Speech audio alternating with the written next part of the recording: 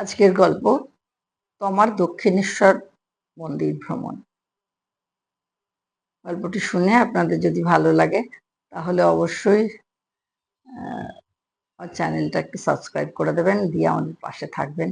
আর পাশের bell আইকনটাতে press করে অলে ক্লিক করে দেবেন, যাতে আমরা ভিডিও পোস্ট করার সঙ্গে সঙ্গে আপনাদের কাছে সেটা পৌঁছে যায়। আর একটু লাইক করে দেবেন, তাতে পরবর্তী ভিডিও তৈরি করার ইচ্ছেটা জাগে মনে। কমেন্টস করবেন, তার জন্য হাঁ করে বসে থাকি কমেন্টস পড়ার জন্য। আর ভালো লাগলে একটু পারলে একটু শেয়ার করে দেবেন। শুরু করছি আজকের গল্প, তমার দক্ষিণেশ্বর মন্দির ভ্রমণ। পিটার তমার বিশেষ বন্ধু আমেরিকাতে থাকে। রামকৃষ্ণ বিবেকানন্দের উপর লেখা বই পড়ে সে মুগ্ধ। সেই জন্য সে 3 সপ্তাহের ভিসা নিয়ে কলকাতায় এসেছে। উদ্দেশ্য বেলুড় মঠ সহ দক্ষিণেশ্বর কালীবাড়ি ঘুরে দেখা। সেই মতো একদিন তমাকে নিয়ে দক্ষিণেশ্বর মন্দিরের উদ্দেশ্যে রওনা হয়ে যায়। মন্দিরের গঠন শৈলী দেখে মুগ্ধ অপলোক দৃষ্টিতে তাকিয়ে থাকে। প্রথমেই মন্দিরে ভিড় থাকায় তমা মন্দিরে যেতে চায় না। তাই সে পিটারকে বলে গঙ্গা নদীর তীর সন্নিহিত মন্দির সংলগ্ন যে পবিত্র বন, পঞ্চবটি বন, তা দেখে তারপরে মন্দির দেখতে আসবে। প্রথমেই পিটারের মনে ভবতারিণী মন্দির ও তার পরিবেশ এতটাই আকৃষ্ট করেছে যে সে আর দ্বিমত করেনি। দুজনে একসাথে নদীর পাড়ে পঞ্চবটি বনে এলো।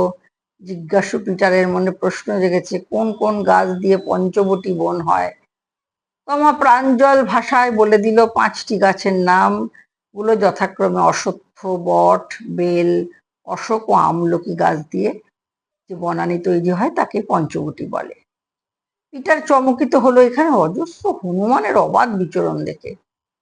তাদের মতো অনেকেই মন্দির দর্শনে এসেছেন, তারা পঞ্চবটি বনে বেড়াতে এসেছেন, সাথে ছোট ছোট বাচ্চারাও আছে, তারা হনুমান দেখে ভয় ও অবাক দুটোই পাচ্ছে। আবার পঞ্চমুণ্ডির আসন কাকে বলে পিটার সব প্রশ্ন করায় তমা বলে দিল 5টি ভিন্ন ভিন্ন জীবের মাথা দিয়ে পঞ্চমুণ্ডির আসন তৈরি হয়। সাধকরা এই আসনেই উপবেশন করে তাদের সাধনা মগ্ন হন ও সিদ্ধি লাভ করলে তাদের ইষ্ট দেবীর দর্শন লাভ করেন। তবে যে কেউ এই আসনে বসতে পারে না। চণ্ডাল, বিষধরকে উঠে সাপ হয়, শিয়াল বা বেজি অপঘাতে মারা যায় এমন মানুষ। আর ব্রহ্মজ্ঞানী হনুমান এর মাথা দিয়েই তৈরি পঞ্চমুণ্ডী আসন।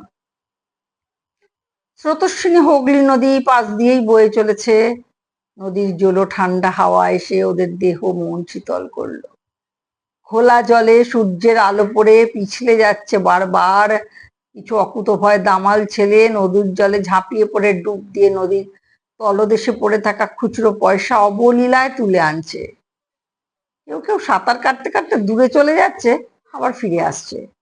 নদীর অপর পাড়ে বিশ্ববিখ্যাত বেলুড় মঠ, অনেকেই কপালে হাত ঠেকিয়ে প্রণাম করছেন। পিটার দারুণ ভাবে উপভোগ করছিল চারপাশটা।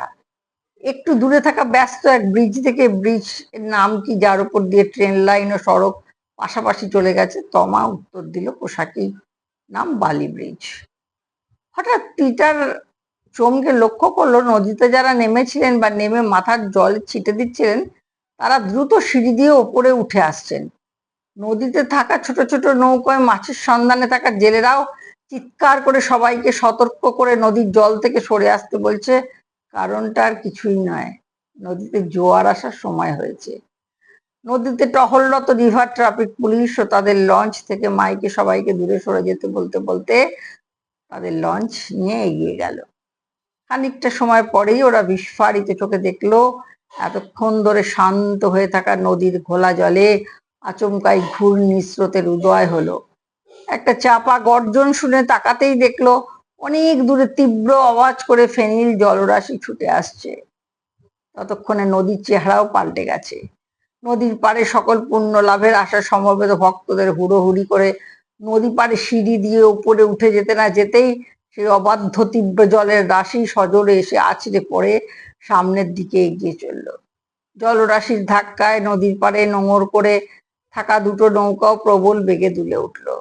উপরে সিঁড়ির চাতালে সমবেত মহিলা ভক্তরা তখন প্রবল উৎসাহে শঙ্খধ্বনি ও উলুধ্বনি দিয়ে চলেছে প্রবল উৎসাহে কেউ কেউ জোর গলায় বলে চলেছে, জয় গঙ্গা মাইয়া কি জয়।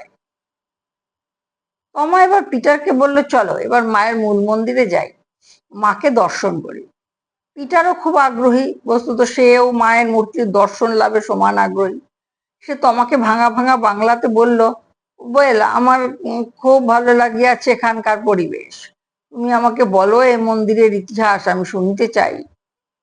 তমা বলতে আরম্ভ করলো, এবার 1847 সালে চানবাজারের রানী রাসমণি একবার মা অন্নপূর্ণা পুজো করতে লোক লস্কর সহ কাশি যাওয়ার অভিপ্রায় করলেন। কিন্তু যাত্রার আগের দিন রাত্রে এক দেবী মূর্তি তাকে স্বপ্নাদেশ দিয়ে যাত্রা হতে বিরত থাকতে বললেন, আর বলেন গঙ্গা তীরে এক পবিত্র ভূমিতে মন্দির প্রতিষ্ঠা করতে বলেন, সেখানেই তিনি আবির্ভূতা হবেন। তারপরেই রানী স্বপ্নদৃষ্ট দেবীর নির্দেশ অনুযায়ী গঙ্গা নদীর তীরেই মন্দির স্থাপন করেন।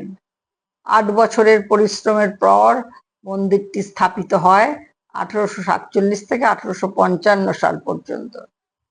প্রায় 9,25,000 টাকা ব্যয় হয়েছিল সেই সময়ে। কিন্তু বিধি বাম, তখনকার সমাজ প্রতিভু গোড়া ব্রাহ্মণ সমাজের প্রবল বাধায় তা পণ্ড হবার উপক্রম। কেননা নিচ জাতির কাউকে মন্দির প্রতিষ্ঠার কোনো অনুমতি দিতে তারা নারাজ ছিলেন। শুধু তাই নয়, মন্দিরে পৌরোহিত্যও তারা করবেন না জানিয়ে রানীকে বয়কট করলেন। রানী ছিলেন জাতিতে কৈবর্ত। তৎকালীন সমাজে কোনো কৈবর্তের মন্দির প্রতিষ্ঠার কোনো অধিকার ছিল না। দিশেহারা রানীকে সেই সময় রামকৃষ্ণ পরমহংসদেবের অগ্রজ ভাই রামকুমার বাঁচাতে উদ্যোগ নেন। তিনি তৎকালীন সমাজপতিদের রক্তচক্ষু ও প্রবল বাধাদানের পরোয়া না করে প্রধান পুরোহিতের ভার নেন, যদিও 1 বছর পরেই তিনি দেহ রাখেন। রামকৃষ্ণ পরমহংসদেব তখন প্রধান পুরোহিতের ভার নেন। প্রায় 30 বছর এই মন্দিরে তিনি অবস্থান করেন। নবরত্ন মন্দিরের ধাঁচে এই মন্দির গঠিত, প্রায় 100 ফুট উঁচু।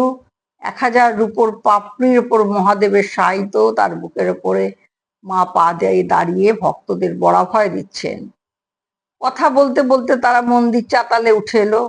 প্রচুর ভক্ত সুশৃঙ্খল ভাবে দাঁড়িয়ে আছে মাকে দর্শন করার অভিপ্রায়ে। কালো ধূসর আগ্নেয় শিলা বেষ্টল পাথরের নির্মিত এই চতুর্ভুজা দেবীর মন্দির। উচ্চতা 3 ফুটেরও কম, 33.5 ইঞ্চি। গলায় মুন্ড মালা থাকলেও কটিবন্ধনীতে কাটা হাতের মালা নেই। সাদা শ্বেত পাথরের শিব ঠাকুরের বুকে পা দিয়ে মা দাঁড়িয়ে আছে। এই মূর্তির স্থপতিকার বর্ধমানের দাইহাটা গ্রামে 1836 সালে রামচন্দ্র ভাস্করের ঘরে জন্ম নেন। তার পিতা রামচন্দ্র ভাস্কর কলকাতার 374 নম্বর আপার চিতপুর রোড স্থিত ওরিয়েন্টাল স্টোন নামক পাথরের মূর্তির কারখানায় গড়েন। আরো আশ্চর্য, এখানেই নবীন ভাস্করের শিল্পদক্ষতা প্রকাশ পায়। জনশ্রুতি, রাসমণির গুরুদেবী এনার সন্ধান দেন। আরো আশ্চর্য, নবীন ভাস্করই এক রকমের একই পাথর থেকে 3টি মূর্তি তৈরি করেন। বড় মা ভবতারিণী দক্ষিণেশ্বরের অধিষ্ঠাত্রী, মেজমা কৃপাময়ী বরানগরের জয়নারায়ণ মিত্রের মন্দিরের অধিষ্ঠাত্রী দেবী ও ছোট হলেন মা ব্রহ্মময়ী কাশীপুর প্রামাণিক ঘাটের কালী।